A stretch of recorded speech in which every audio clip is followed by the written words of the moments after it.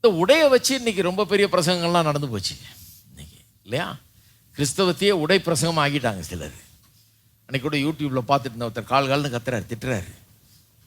நீ பிள்ளைய எப்படி உடைத்து உடுத்த ஒட்டியாக்கும், உன்னை கத்துற என்ன பண்ணுறாரு பாரு அப்படின்னு திட்டுறாரு. உடையை வச்சு அவ்வளோ பிரசங்கம் நடக்குது.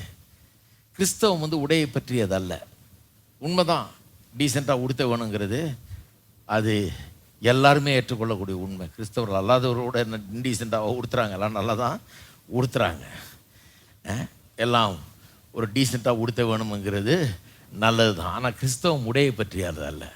இது எவ்வளோ நீளம் இருக்கணும், இது எவ்வளோ குட்டையாக இருக்கக்கூடாது, இது என்ன கலரில் போடலாம், என்ன கலர் போடக்கூடாது, இதெல்லாம் கிறிஸ்தவ உபதேசம் கிடையாது பாருங்கள்.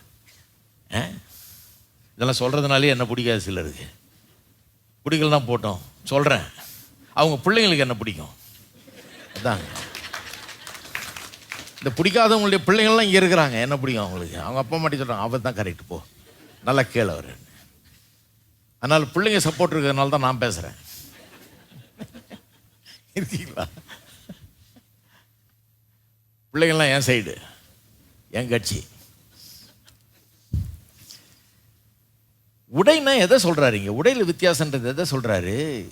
ஒரு ஆவிக்குரிய அர்த்தத்தை விளங்கும்படியா சொல்றாரு. நீதியின் வஸ்திரம் தரிக்கப்பட்டவர்களாய் இவர்கள் இருக்கிறார்கள், நீதிமான்களாய் இருக்கிறார்கள். சொந்த நீதி இல்லை, இவங்க கொண்டாந்த இவங்க ஊர் உடை இல்லை, இவங்க நியாயம் நீதி இல்லை, இவங்க யோகியர்கள் என்கிறது இல்லை, அந்த உடை அல்ல. ஊரில் எல்லாரும் போட்டிருக்க உடை இல்லை. நான் அவனை காட்டிலும் யோகியன், இவனை காட்டிலும் யோகியன், அவனை காட்டிலும் நான் நல்லவன், இவனை காட்டிலும் நல்லவன், அப்படிப்பட்ட நீதி அல்ல. தேவன் கொடுக்கிற ஈவு அப்படிப்பட்ட நீதி. தேவனே ஒரு மனுஷனை நீதிமானாக்குகிறார். கல்வாரி சிலுவையின் மூலமாக இயேசுவை பாவமாக்கி பாவியை நீதிமானாக்குகிறார். அந்த நீதி தேவன் அருளிய நீதி. அந்த நீதியின் வஸ்திரத்தை தரித்தவர்களா இருக்கிறார்களா இவர்கள்? இவருடைய வஸ்திரமே வேறையா இருக்குது. நீதிமான்கள் என்கிற அந்த வஸ்திரத்தை தரித்திட்டு இருக்கிறாங்க. ரெண்டாவது, பாஷை வித்தியாசம் சொன்ன இல்லையா? வெறும் பாஷை இல்லை.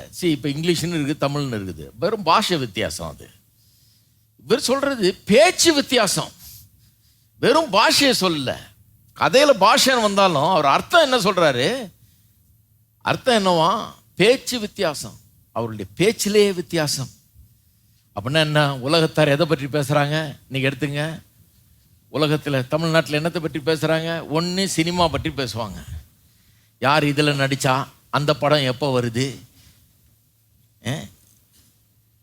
இவர் எந்த படத்தில் அடுத்தது நடிக்கிறார், ரொம்ப முக்கியம், உலக மகா முக்கியம் வாய்ந்தது இது.